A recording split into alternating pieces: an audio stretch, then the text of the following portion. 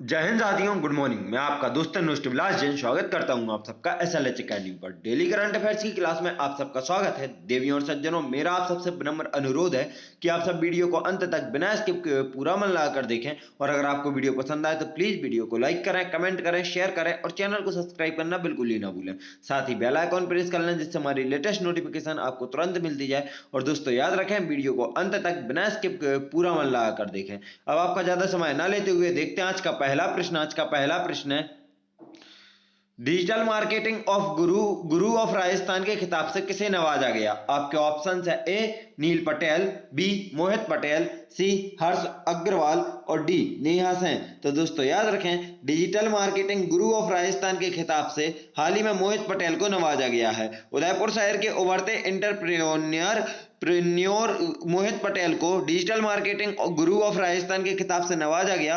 मोहित पटेल को यह खिताब उनके द्वारा कम उम्र में बड़ी बड़ी सेलिब्रिटी एवं कलाकारों का डिजिटल मार्केटिंग एवं प्रमोशन का कार्य करने के रूप में मिला है। तो दोस्तों याद रखें, अगर आपसे पूछा जाए कि गुरु ऑफ राजस्थान डिजिटल मार्केटिंग के क्षेत्र में किसको दिया गया है, तो आपको याद रखना है मोहित पटेल को दिया गया है। देखते हैं आज का अगला प्रश्न। आज का अगला प्रश्न है, हाल ही में भारत ने किस देश के साथ दक्षिण चीन सागर में नौसैनिक अभ्यास आयोजित किया है? आपके ऑप्शन है ए फिलीपींस, बी रूस, सी मलेशिया और डी जापान। तो दोस्तों याद रखें, हाल ही में भारत ने फिलीपींस के साथ दक्षिण चीन सागर में नौसैनिक अभ्यास आयोजित किया है। दोस्तों फिलीपींस सरकार दक्षिण चीन सागर के पूर्वी हिस्सों को पश्चिमी फिलीपींस सागर के रूप में संदर्भित करती है। पश्चिमी प्रशांत में तैनाती पर दो भारतीय युद्धपोतों INS Ranvijay guided missile destroyer D-55 और INS Kora guided missile corvette P-61 ने पश्चिमी फिलीपीन सागर में फिलीपीन नौसेना के BRP Antonio Luna frigate FF-151 के साथ अभ्यास में भाग लिया। दोस्तों इस इमेज को अगर आप ध्यान से देखिएगा यहाँ पर, तो अब देखिएगा जो चाइना का है, या चाइना का कहना होता है कि यहाँ से जो दक्षिण चीन सागर है यह पूरा मेरा है।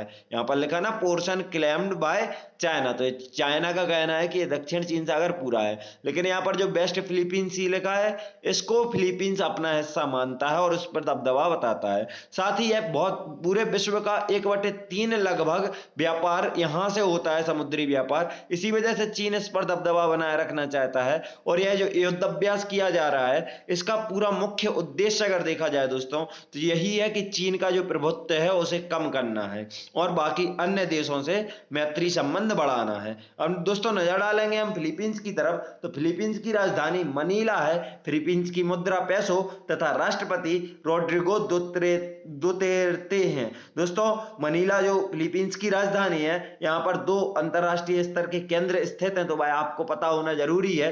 पहला है अंतरराष्ट्रीय चावल अनुसंधान केंद्र और दूसरा है एडीबी का मुख्यालय। एडीबी मतलब एशियन डेवलपमेंट बैंक है ना, एशियाई विकास बैंक का मुख्यालय कहाँ है? तो मनीला फिलीपींस में स्थित है, याद रखना है दोस्तों। और यहाँ की राजधानी भी मनीला है फिलीपींस की, यह भी याद रखना है। देखते हैं आज का अगला प्रश्न। आज का अगला प्रश्न है, द इकोनॉमिस्ट इंटेलिजेंस यूनिट की ताजा रिपोर्ट के अनुसार दुनिया के सबसे सुरक्षित शहरों की लिस्ट में किसे प्रथम स्थान प्राप्त हुआ है? आपके ऑप्शन है A Sydney Australia, B Copenhagen Denmark, C Tokyo Japan और डी वेलिंगटन न्यूजीलैंड। तो दोस्तों याद रखें, द इकोनॉमिस्ट इंटेलिजेंस यूनिट की ताजा रिपोर्ट के अनुसार दुनिया के सबसे सुरक्षित शहरों की लिस्ट में डेनमार्क की राजधानी कोपेनहेगन को पहला स्थान प्राप्त हुआ है। द इकोनॉमिस्ट इंटेलिजेंस यूनिट की एक स्टडी में पता लगा है कि डेनमार्क की राजधानी कोपेनहेगन दुनिया का सबसे सुरक्षित शहर है। वहीं इस शहर में टोरंटो दूसरे, इस लिस्ट में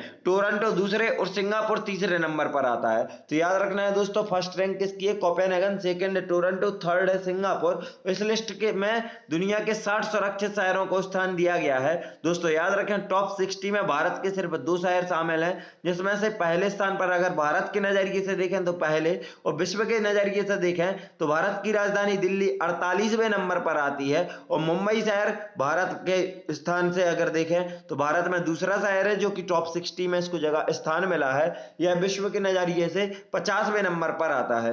नजर डालेंगे दोस्तों डेनमार्क की तरफ, तो डेनमार्क की राजधानी कोपेनहेगन है, आपको बता ही दिया। यहाँ की मुद्रा डेनिश क्रोन है। डेनमार्क का एक उपनाम है, इसको विश्व की गौशाला कहा जाता है। डेनमार्क को याद रखना है। डेनमार्क में अभी वर्तमान में रानी मार्गरेथा द्वितीय का शासन है तथा यहाँ के प्रधानमंत्री आंद्रेस फाग रासमुसेन हैं। याद रखना दोस्तों, प्रधानमंत्री आंद्रेस फाग रासमुसेन और रानी मार्गरेथा द्वितीय है। देखते हैं आज का अगला प्रश्न। आज का अगला प्रश्न है, इंडियन आइडल सीजन 12 के विनर पवनदीप राजन को किस राज्य के कला संस्कृति व पर्यटन का ब्रांड एम्बेसडर नियुक्त किया गया है? दोस्तों पहले तो क्वेश्चन से ही एक आंसर याद कर लीजिए। अगर आपसे पूछा जाए इंडियन आइडल सीजन 12 का विनर कौन है, तो पवनदीप राजन आपको याद रखना है। अब आपके ऑप्शन है ए बिहार, बी पंजाब, सी उत्तराखंड और डी तमिलनाडु। तो दोस्तों याद रखें, इंडियन आइडल सीजन 12 के विनर पवनदीप राजन को उत्तराखंड राज्य की कला संस्कृति व पर्यटन का ब्रांड एम्बेसडर नियुक्त किया गया है। दोस्तों यह एक ब्रांड एम्बेसडर के तौर पर नियुक्ति है तो भी इंपॉर्टेंट है, आपको याद रखना है।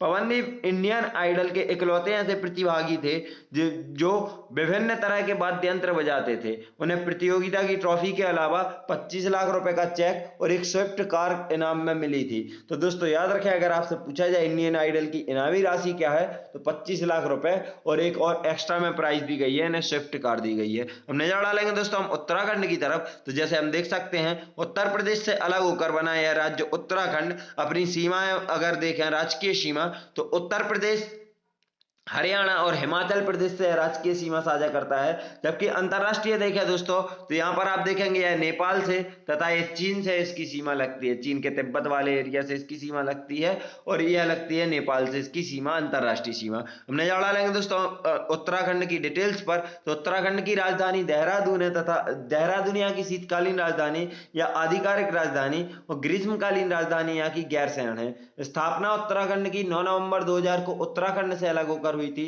राज्यपाल बेबी रानी मौर्य तथा मुख्यमंत्री पुष्कर सेंधामी है। पड़ोसी राज्य आपको बता दिए तो हिमाचल प्रदेश, हरियाणा और उत्तर प्रदेश है। यहाँ पर स्थित वन एवं राष्ट्रीय उद्यान देखें दोस्तों, तो यहाँ पर बहुत इंपॉर्टेंट है, इसके 5-6 राष्ट्रीय उद्यान है जो यह पूरे इंपॉर्टेंट है और पूछे जाते हैं। तो राजाजी राष्ट्रीय उद्यान, गंगोत्री राष्ट्रीय उद्यान, जिम कॉर्बेट नेशनल पार्क, फूलों की घाटी राष्ट्रीय उद्यान या फ्लावर्स वैली राष्ट्रीय उद्यान, याद रखना है नंदा देवी राष्ट्रीय उद्यान, याद रखना दोस्तों। अब इनमें से जो जिम कॉर्बेट नेशनल पार्क है यह भारत का पहला नेशनल पार्क है, तो मोस्ट इंपॉर्टेंट हो गया, इसको आप याद रख लें। इसके अलावा राजाजी राष्ट्रीय पार्क, गंगोत्री राष्ट्रीय पार्क और आपका नंदा देवी राष्ट्रीय पार्क आपको याद रखना है। साथ में फूलों की घाटी है, फ्लावर्स वैली जो राष्ट्रीय उद्यान है, नेशनल पार्क है, यह भी मोस्ट इंपॉर्टेंट है क्योंकि कई बार पूछा गया है। हम नजर डालेंगे दोस्तों बांध पर उत्तराखंड में स्थित। तो उत्तराखंड में सबसे पहले तो भारत का सबसे ऊंचा बांध है टेहरी बांध, जो कि भारत का सबसे ऊंचा बांध है। किस नदी पर है, तो भागीरथी तथा भीलंगाना के संगम पर है। दूसरी नदी का नाम याद रखें दोस्तों, क्योंकि दूसरी नदी का नाम ही पूछा जाता है। तो भागीरथी तथा भीलंगाना नदी के संगम पर स्थित है यह दोस्तों टेहरी बांध, जो कि भारत का सबसे ऊंचा बांध है। कोटेश्वर बांध भागीरथी नदी पर स्थित है और लाखवार ब्यासी बांध यमुना नदी पर स्थित है। यह कहां, उत्तराखंड में ही स्थित है। भारत का पहला, अब उत्तराखंड से जुड़े अन्य महत्वपूर्ण तथ्य देखें दोस्तों, तो भारत का पहला वन चिकित्सा केंद्र उत्तराखंड के रानीखेत में है। भारत में उत्तराखंड का पहला पॉलिनेटर पार्क खोला गया। तो दोस्तों भारत का पहला पॉलिनेटर पार्क किस राज्य में, उत्तराखंड में। भारत का पहला वन चिकित्सा केंद्र कहां, तो रानीखेत में। उत्तराखंड के देहरादून के डोईवाला में सूर्यधार झील बनाई गई है। तो दोस्तों कहां सूर्यधार झील बनाई गई है, उत्तराखंड के देहरादून के डोईवाला में। उत्तराखंड की टेहरी झील पर देश के सबसे लंबे single lane motorable suspension bridge Dobra Chanti पुल का उद्घाटन हुआ है। तो देश का सबसे लंबा single lane motorable suspension bridge कौन सा है, डोबरा चाटी पुल। किस झील पर, तो टेहरी झील या टेहरी बांध पर। उत्तराखंड के नैनीताल में देश का पहला मास गार्डन विकसित हुआ है।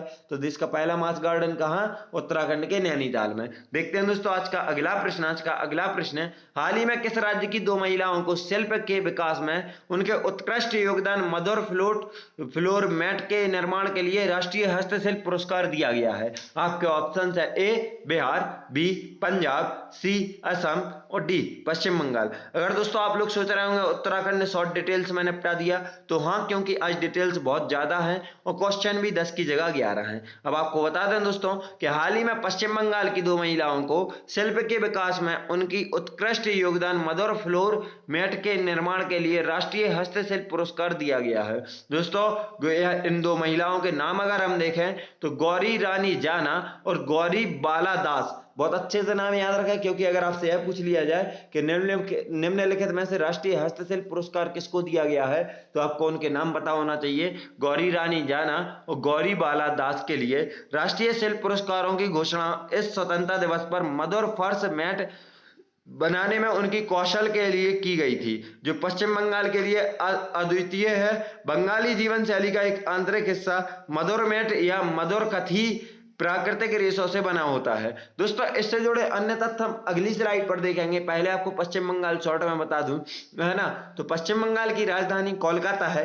पश्चिम बंगाल की स्थापना 1 नवंबर 1956 को हुई थी। पश्चिम बंगाल के वर्तमान में राज्यपाल श्री जगदीप धनखड़ तथा मुख्यमंत्री ममता बनर्जी हैं। ममता बनर्जी दोस्तों टीएमसी पार्टी से, आपको याद रखना है, तृणमूल कांग्रेस, क्योंकि अभी हाल ही में देखा गया यूपी ट्रिपल एससी में यूपी पैड जो हुआ है उसमें पूछा गया है कि तमिलनाडु के जो एमके स्टालिन हैं वह किस पार्टी से संबंधित है। तो आप प्लीज मुख्यमंत्री जो भी रहे उनकी पार्टी का नाम भी याद रखें। आपको इसके पश्चिम बंगाल के पड़ोसी राज्य बताना है दोस्तों, तो असम, सिक्किम, बिहार, झारखंड और उड़ीसा से इसकी सीमाएं साझा होती हैं। पश्चिम बंगाल की याद रखना दोस्तों, असम, सिक्किम, बिहार, झारखंड, उड़ीसा से सीमाएं साझा करता है। अब आगे हम देखेंगे कि यह जो मधुर कथी है या मधुर मैट है क्या है, तो उससे जुड़ी चीजें समझेंगे। मधुर कथी को भौगोलिक संकेत रजिस्ट्री द्वारा अप्रैल 2018 में भौगोलिक संकेत टैग मतलब जीआई टैग से सम्मानित किया गया था। तो दोस्तों मधुर कथी को जीआई टैग कब दिया गया? अप्रैल 2018 में, याद रखें। शिल्प गुरु पुरस्कार से राष्ट्रीय पुरस्कार और राष्ट्रीय उत्कृष्टता प्रमाण पत्र, दोस्तों जो हस्तशिल्प कारीगरी के लिए सर्वोच्च पुरस्कार होते हैं अब उनकी बात करेंगे हम। तो शिल्प गुरु पुरस्कार होता है, राष्ट्रीय पुरस्कार और राष्ट्रीय उत्कृष्टता प्रमाण पत्र देश में हस्तशिल्प कारीगरों के लिए सर्वोच्च पुरस्कारों में से हैं। इन्हें भारत के राष्ट्रपति द्वारा दिया जाता है। शिल्प गुरु पुरस्कार भारत में हस्तशिल्प पुनरुत्थान के स्वर्ण जयंती अवसर के वर्ष के अवसर पर वर्ष 2002 में स्थापित किया गया था। तो दोस्तों शिल्प गुरु पुरस्कार कब स्थापित किया गया? 2002 में, बहुत अच्छे से याद रखें। जबकि राष्ट्रीय पुरस्कार वर्ष 1965 में और राष्ट्रीय उत्कृष्टता प्रमाण पत्र वर्ष 1967 में स्थापित किया गया। शिल्प गुरु हस्तशिल्प के क्षेत्र में 20 वर्ष के अनुभव वाले 50 वर्ष से अधिक आयु के कारीगरों को दिया जाने वाला देश का सर्वोच्च पुरस्कार है। तो दोस्तों सर्वोच्च कौन सा है? शिल्प गुरु हस्तशिल्प है। और यह किनको दिया जाता है? तो जिनकी उम्र 50 साल से ज्यादा है तथा जिनका एक्सपीरियंस 20 साल से ज्यादा है उनको दिया जाता है शिल्प गुरु पुरस्कार। इसी प्रकार शिल्प के विकास में उत्कृष्ट योगदान को मान्यता देने के लिए 30 वर्ष से अधिक आयु के शिल्पकार जो हस्तशिल्प के क्षेत्र में 10 वर्ष का अनुभव रखता है को राष्ट्रीय पुरस्कार प्रदान किया जाता है। दोस्तों शिल्प गुरु के बाद नंबर आता है राष्ट्रीय पुरस्कार का। तो राष्ट्रीय पुरस्कार किनको? जिनकी उम्र 30 साल से ज्यादा हो तथा जिनका एक्सपीरियंस इस सब फील्ड में 10 वर्ष से ज्यादा हो उसको दिया जाता है। और आखिरी आता है राष्ट्रीय उत्कृष्टता प्रमाण पत्र उन मास्टर शिल्पकारों को जो 30 वर्षों से अधिक आयु के हैं और हस्तशिल्पी के क्षेत्र में 10 वर्ष का अनुभव रखते हैं को शिल्प को बढ़ावा देने के लिए किए गए उनके कार्य, उनके प्रयास और उनके कौशल स्तर को मान्यता प्रदान करने के लिए दिया जाता है। तो दोस्तों दिया तो यह भी 30 साल के बाद ही और 10 साल के एक्सपीरियंस के बाद भी दिया जाता है, जैसे कि राष्ट्रीय पुरस्कार दिया जाता है। तो याद रखना है आपको, इसमें थोड़ा सा अंतर है कि यह इसमें बहुत चीजें आंकी जाती हैं कि उन्होंने क्या कैसा कार्य किया, कैसे प्रचार किया हस्तशिल्प का, कैसे कौशल स्तर को मान्यता प्रदान करवाई है।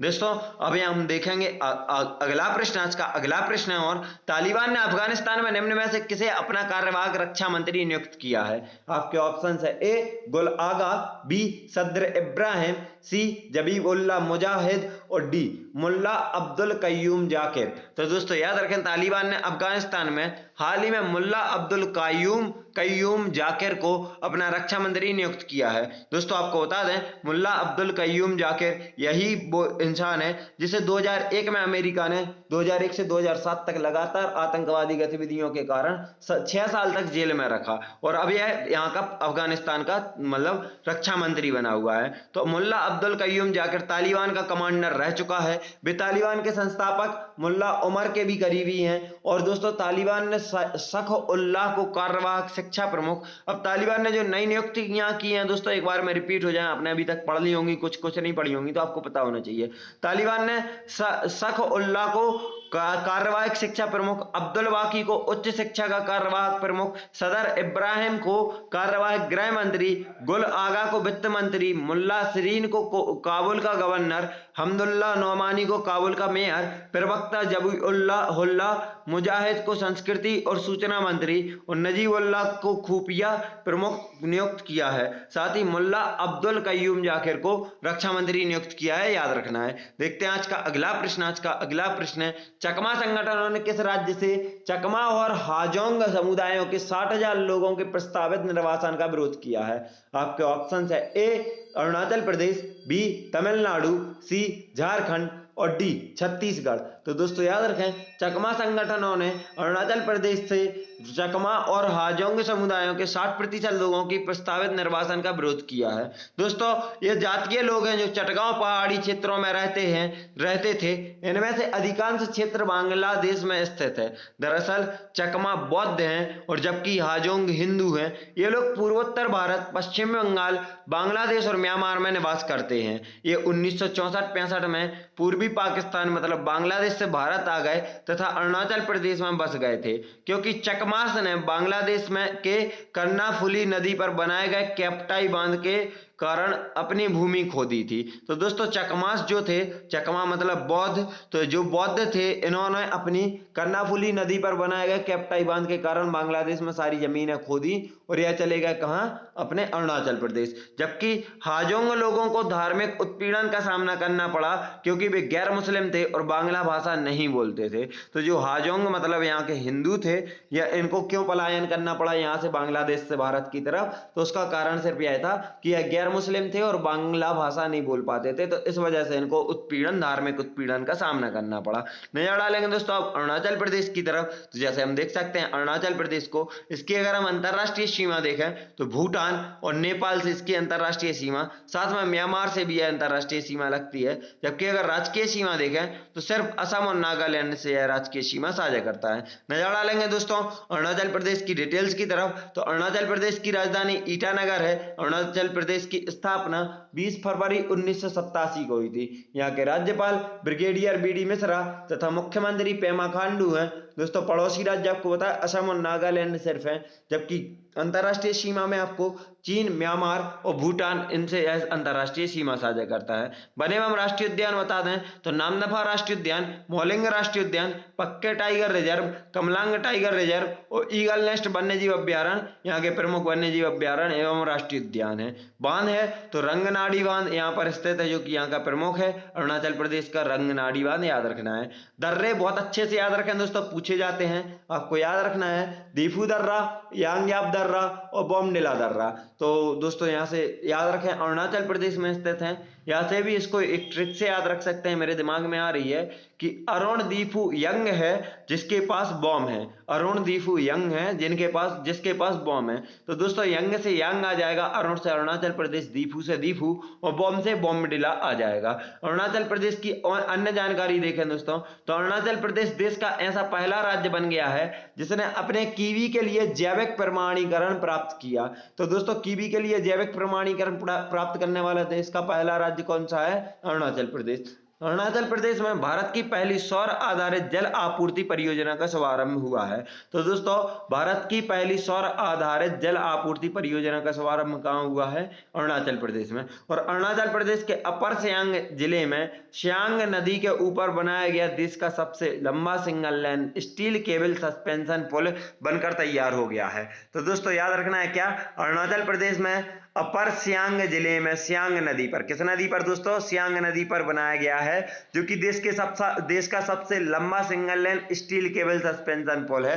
यह अरुणाचल प्रदेश में स्थित है। देखते हैं आज का अगला प्रश्न। आज का अगला प्रश्न है, टेक्नो ने अपना पहला एक्सक्लूसिव रिटेल आउटलेट भारत के किस शहर में लॉन्च किया है? आपके ऑप्शन है ए दिल्ली, बी हरिगढ़, सी गांधीनगर और डी प्रयागराज। तो दोस्तों याद रखें टेक्नो ने अपना पहला एक्सक्लूसिव रिटेल आउटलेट भारत के दिल्ली में खोला है। दोस्तों वैश्विक प्रीमियम स्मार्टफोन ब्रांड टेक्नो ने आज अपने ग्राहकों की खरीदारी अनुभव को बेहतर बनाने के लिए अपने पहले एक्सक्लूसिव रिटेल आउटलेट को लॉन्च की घोषणा की है और यह कहां खोला है? दिल्ली में। दोस्तों नजर डालेंगे टेक्नो की तरफ, तो टेक्नो के संस्थापक और वर्तमान में सीईओ जॉर्ज झोउ हैं। इसका मुख्यालय शेंजन चीन में है तथा टेक्नो की स्थापना 2006 में हुई थी। दोस्तों याद रखें इसकी स्थापना कब हुई है? 2006। मुख्यालय कहाँ है? शेंजन। और इसके वर्तमान में संस्थापक और सीईओ कौन है? George Zhou. देखते हैं आज का अगला प्रश्न। आज का अगला प्रश्न है चेक इंटरनेशनल ओपन का खिताब निम्न में से किस टेबल टेनिस खिलाड़ी ने जीता? आपके ऑप्शंस है ए सुतीर्था मुखर्जी, बी सर्टकमल अचंता, सी सौम्यजीत घोष और डी जी साथियान। तो दोस्तों याद रखें चेक इंटरनेशनल ओपन का खिताब हाल ही में जी साथियान ने जीता है, जो कि एक टेनिस खिलाड़ी हैं। दोस्तों शीर्ष भारतीय टेबल टेनिस खिलाड़ी साथियान ज्ञानशेखरन ने चेक गणराज्य के ओलोमोक में पुरुष एकल फाइनल में यूक्रेन के एवेम प्रीशेपा को हराकर अंतर्राष्ट्रीय टेबल टेनिस महासंघ चेक इंटरनेशनल ओपन खिताब जीता। यह 2016 में बेल्जियम ओपन और 2017 में स्पेनिश ओपन के बाद साथियान का तीसरा ITTF चैलेंजर खिताब है। पिछले हफ्ते उन्होंने हमवतन मनिका बत्रा के साथ WTT कंटेंडर जीता था। दोस्तों याद रखना है इन्होंने 2016 में बेल्जियम ओपन, 2017 में स्पेनिश ओपन और अब 2021 में तो कौन सा चेक इंटरनेशनल ओपन जीता है। देखते हैं आज का अगला प्रश्न। आज का अगला प्रश्न है हाल ही में कौन RBI के कार्यपालक निदेशक ED के रूप में नियुक्त किए गए हैं? आपके ऑप्शंस है ए पवन कुमार, बी अजय कुमार, सी किशोर सेन और डी रमेश ठाकुर। तो दोस्तों याद रखें हाल ही में अजय कुमार को RBI के कार्यवाहक निदेशक के रूप में नियुक्त किया गया है। यह पहले क्षेत्रीय निदेशक के रूप में केंद्रीय बैंक के लिए नई दिल्ली क्षेत्रीय कार्यालय के प्रमुख थे। श्री कुमार पटना विश्वविद्यालय से अर्थशास्त्र में स्नातक ICFAI में से बैंकिंग में MA MS और बैंक प्रबंधन और अनुसंधान संस्थान हैदराबाद से प्रमाणित बैंक प्रबंधक हैं। उन्होंने Kellogg school of management Chicago से कार्यपालिका प्रबंधन कार्यक्रम किया है और certified associate bank Indian institute of banking and finance सहित अन्य पेशेवर योग्यताएं रखते हैं। नजर डालेंगे दोस्तों RBI की तरफ, तो RBI की स्थापना 1 अप्रैल 1935 को कोलकाता में हुई थी। RBI का वर्तमान में मुख्यालय मुंबई में स्थित है। याद रखें दोस्तों वर्तमान मुख्यालय मुंबई में स्थित है। इसकी स्थापना कब हुई थी? तो 1935 में कोलकाता में हुई थी। और इसके वर्तमान में गवर्नर कौन है? तो शक्तिकांत दास इसके वर्तमान में गवर्नर है। देखते हैं आज का आखिरी प्रश्न। आज का आखिरी प्रश्न है निम्नलिखित में से किसे CISF की अतिरिक्त महानिदेशक नियुक्त किया गया है? आपके ऑप्शन है ए सुश्री नीना सेन, बी बीना सेन, सी अजय सेन और डी नेहा दीक्षित। तो दोस्तों याद रखें